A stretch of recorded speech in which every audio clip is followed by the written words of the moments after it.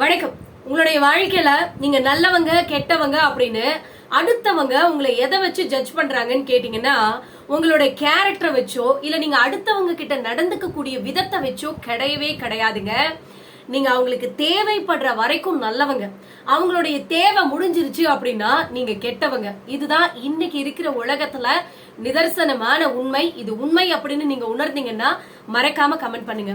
உங்களுடைய வாழ்க்கையில உங்களை செதுக்கிறதுக்கு யாரையும் அனுமதிக்காதீங்க. அடுத்தவங்க உங்களை கொஞ்சமா செதுக்கி விட்டா கூட போதுங்க, கடைசியில அவங்களுக்கு நீங்க செருப்பா போகக்கூடிய ஒரு நிலைமை கண்டிப்பா என்னைக்காவது ஒரு நாள் வரும். சோ உங்களை நீங்களே செதுக்கிக்கோங்க. உங்களை நீங்க தான் செதுக்கக்கூடிய மிகச்சிறந்த சிற்பி அப்படின்னா அது உங்களுக்கு நீங்களா தான் இருப்பீங்க. நம்மளுடைய வாழ்க்கைய நாம எப்படி அழகா டிசைன் பண்ணணும் அப்படின்னு நாம தான் முடிவு பண்ணுமே தவிர அடுத்தவங்க கிடையாது. சோ அடுத்தவங்க உங்களுக்கான அக்கறைய முழுசா பண்ணுவாங்களா அப்படின்னா கண்டிப்பா அது கேள்விக்குறிதாங்க. முடிஞ்ச வரைக்கும் உங்களுடைய வாழ்க்கைய நீங்களே அழகா வடிவமைங்க. அடுத்தவங்க கையில அதை என்னைக்குமே கொடுத்துறாதீங்க. இங்க வாழ்க்கை இருக்கு பாத்தீங்களா, இந்த வாழ்க்கை ஒரு நிமிஷத்துல எல்லாமே மாறிடுமா அப்படின்னு கேட்டீங்கன்னா அது எனக்கு தெரியாது. அது நடக்குமா அப்படின்னா அது ஒரு கேள்விக்குறிதான். ஆனா ஒரு நிமிஷத்துல நாம எடுக்கக்கூடிய அந்த முடிவு இருக்கு பாத்தீங்களா, அது கண்டிப்பா நம்மளுடைய வாழ்க்கையவே மாத்திடும் அப்படிங்கிறது நிதர்சனமான உண்மை. இங்க தகுதிக்கு மீறி நாம ஆசைப்படுறது தப்பே கிடையாதுங்க. ஆனா நம்ம ஆசைப்பட்டதுக்கு அப்புறம் அதுக்கான தகுதிய நாம வளர்த்துக்காம இருக்கோம் பாத்தீங்களா, அதுதான் மிகப்பெரிய தப்பு அப்படிங்கறத நம்ம கண்டிப்பா புரிஞ்சுக்கணும். இங்க உங்களுடைய விதிய நீங்களே எழுதுங்க. அது என்னைக்குமே அடுத்தவங்களோட கையில கொடுத்துறாதீங்க. அது கடவுளாவே இருந்தாலும் சரி. இங்க உயிர் இல்லாத ஒண்ணு நம்மள ஆளுது, உருவமே இல்லாத ஒண்ணு நம்மளை அடிமைப்படுத்துது. அது என்னன்னு கேட்டீங்கன்னா இந்த அன்பும் இந்த பணமும் தாங்க. இந்த ரெண்டு விஷயம் பாருங்க இந்த உலகத்துல மனுஷனை ஆட்டுன்னு ஆட்டி வைக்குது.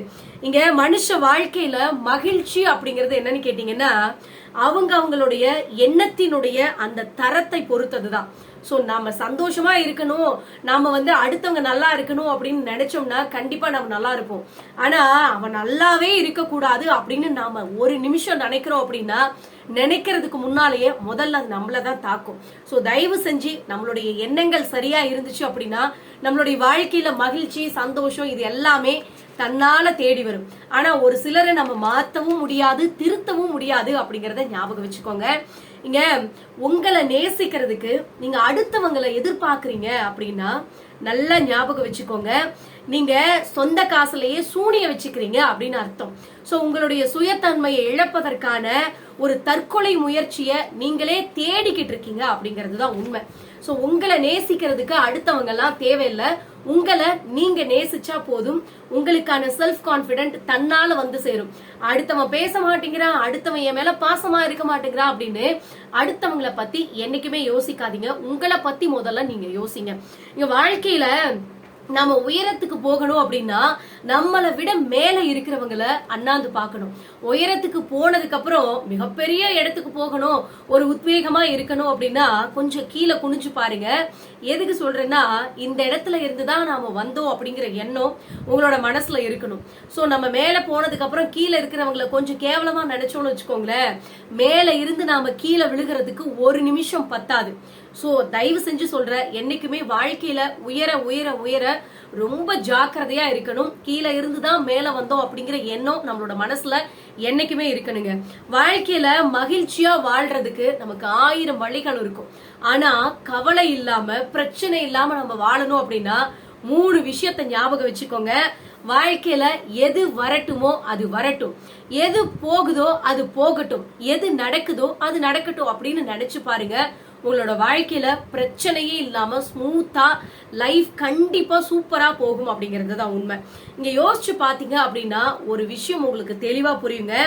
நீங்க வெற்றி அடைகிறத உங்களை தவிர வேற யாராலையும் நிறுத்த முடியாது, தடுக்க முடியாது அப்படிங்கறத தெளிவா புரிஞ்சுக்கோங்க.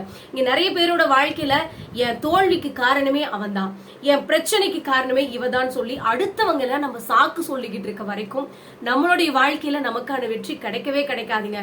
சோ முடிஞ்ச வரைக்கும் நம்மளுடைய தோல்விக்கும் நாம தான் காரணம், நம்மளுடைய வெற்றிக்கும் நாம தான் காரணம். நம்மளுடைய வெற்றிய நம்மளை தவிர வேற யாராலையும் தடுக்கவே முடியாது அப்படிங்கிற விஷயம் மட்டும் உங்களுக்கு ஸ்ட்ராங்கா இருந்துச்சுன்னு வச்சுக்கோங்களேன், உங்களுடைய வெற்றியை யாராலையும் தடுக்க முடியாதுங்க.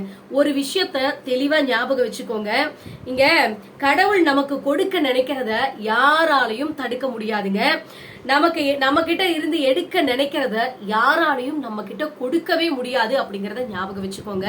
இங்க கம்பீரம் அப்படிங்கிறது உண்மைக்கே ஆன ஒரு விஷயம்னு வச்சுக்கோங்களேன். உண்மை எந்த இடத்துல இருக்குதோ அந்த இடத்துல கம்பீரம் இருக்கும், அந்த பொய் இருக்கிற இடத்துல கம்பீரமே இருக்காது அப்படிங்கறத ஞாபகம் வச்சுக்கோங்க. அதே மாதிரி தாங்க கர்ஜனை அப்படிங்கிறது சிங்கத்திற்கே உரியதான ஒரு விஷயம்.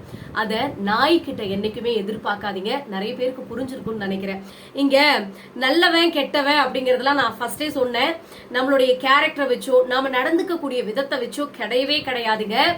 நம்ம அவங்களுக்கு தேவைப்படுற வரைக்கும் நல்லவங்க, அவங்களுடைய தேவை முடிஞ்சிருச்சு அப்படின்னா நம்ம கெட்டவங்க அப்படிங்கிறது தான் உண்மை. உங்களுடைய வாழ்க்கையில நான் இதுவரைக்கும் சொன்ன ஏதாவது ஒரு விஷயம் நடந்திருந்துச்சு அப்படின்னா மறக்காம கமெண்ட் பண்ணுங்க, ஷேர் பண்ணுங்க, லைக் பண்ணுங்க, சப்ஸ்கிரைப் பண்ணுங்க. நன்றி, வணக்கம்.